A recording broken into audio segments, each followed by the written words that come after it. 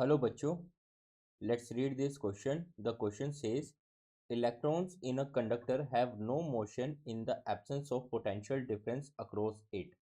तो हमें एक स्टेटमेंट दी है और ये स्टेटमेंट ट्रू है या फॉल्स हमें ये बताना है. तो स्टेटमेंट में कहा है कि एक कंडक्टर के अंदर जो इलेक्ट्रॉन्स होते हैं, तो अगर हम उस कंडक्टर को पोटेंशियल डिफरेंस ना दें तो उसके अंदर के जो इलेक्ट्रॉन है उनमें कोई भी मोशन नहीं होता.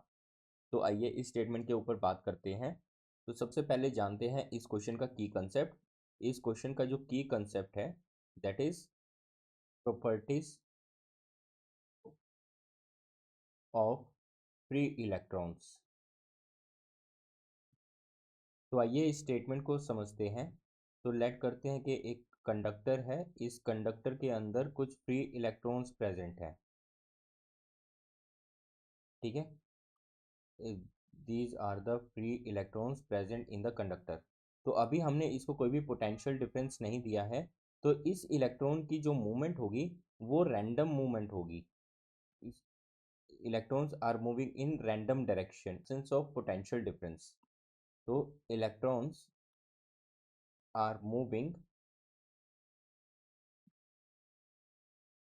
in random direction in the absence of potential difference. ठीक है, तो पोटेंशियल डिफरेंस का काम क्या है?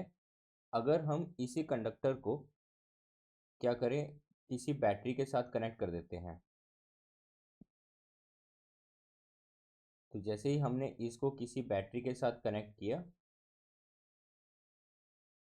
तो ये जो इलेक्ट्रॉन्स इसके अंदर प्रेजेंट थे, अब ये इलेक्ट्रॉन्स रैंडमली ना मूव करके एक डायरेक्शन में मूव करना शुरू कर जाएंगे.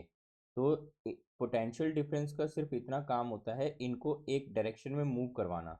तो जैसे ही हमने इसको पोटेंशियल डिफरेंस दिया, तो पोटेंशियल डिफरेंस देने से क्या होगा कि electron from negative terminal of the battery to positive terminal of the battery move करना शुरू कर जाएंगे.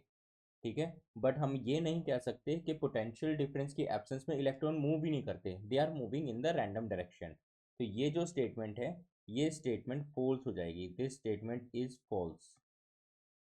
तो I hope you will understand this question.